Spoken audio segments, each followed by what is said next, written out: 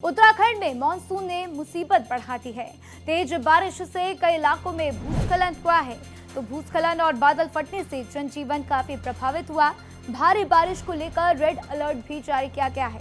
तो अगले 24 घंटे के लिए रेड अलर्ट जारी किया गया। लोगों से अपील की गई है कि सावधान रहें, सतर्क रहें। तो आपको बता दें कि उत्तराखंड में बादल फटने से भारी बारिश और इससे लोगों का जीवन काफी प्रभावित हुआ है।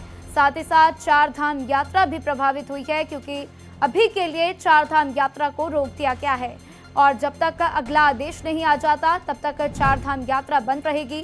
क्योंकि केदारनाथ जाने वाले मार्ग पर भूस्खलन देखने को मिला और वहां पर भारी तबाही भी मची है। तो ऐसे में लोगों से भी अपील की गई है कि सतर्क रहें, अलर्ट रहें। और आपको ये तस्वीरें भी दिखाते हुए कि किस तरीके से वहां पर क्या कुछ हालात हैं।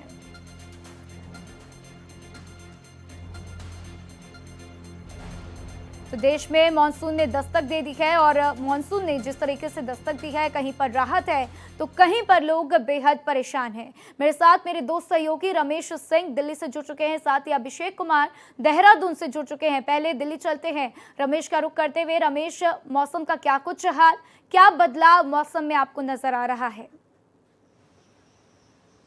देखिए, मानसून अब पूरी तरह से देश में सक्रिय हो चुका है और दिल्ली में भी आप देखिए कि रविवार से ही मानसून की बरसात शुरू हो गई है।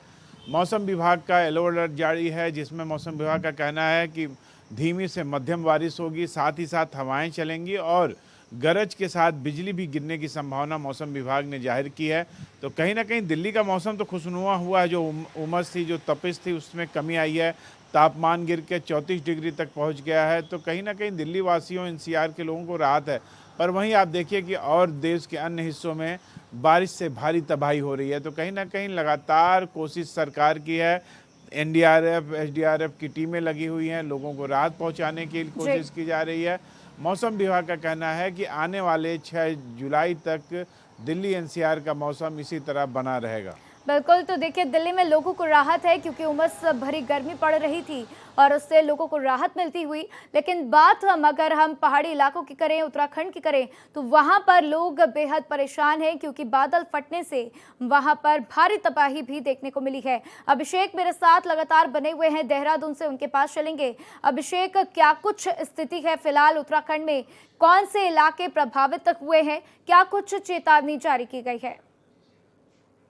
जी बिल्कुल। देखिए, रविवार को जो बारिश हुई है और शनिवार देर रात से जो सिलसिला शुरू हुआ है वो अभी तक चल रहा है। पूरे प्रदेश में रेड अलर्ट भी मौसम विभाग की तरफ से जारी किया गया है और सभी जो एजेंसियां हैं जो राहत बचाव कार्य में लगी हुई हैं वो भी लगातार अलर्ट पर, मोड पर ही रखी हुई हैं। इसके अलावा प्रशासन तैयारियों की अगर बात करें तो आज एक बाढ़ की रिहर्सल भी कर रहा है, मॉक ड्रिल आयोजित की जा रही है। और जो मैदानी इलाके, खासतौर पर हरिद्वार और उधम सिंह नगर, ये दो ऐसे इलाके जहां पर अक्सर बारिश जब ज्यादा होती है तो बाढ़ जैसे हालात होते हैं, जो अभी भी फिलहाल दिखाई दे रहे हैं। क्योंकि पहाड़ों पर जो लगातार बारिश हो रही है उसने इतनी तबाही मैदानों में मचाई है कि जो सलोनी नदी है, गंगा नदी है या सरयू नदी, ये तीनों नदियां उफान पर है। और हरिद्वार के जो ग्रामीण क्षेत्र है वहां पर गंगा नदी का क्योंकि जलस्तर बढ़ा हुआ है, सोलानी नदी का जलस्तर बढ़ा हुआ है, तो लोगों को, फसलों को भी नुकसान पहुंचा है। फिलहाल जो है फौरी तौर पर प्रशासन ये तैयारी कर रहा है कि लोगों को किस तरह से राहत पहुंचाई जाए, किस तरह से मदद की जाए।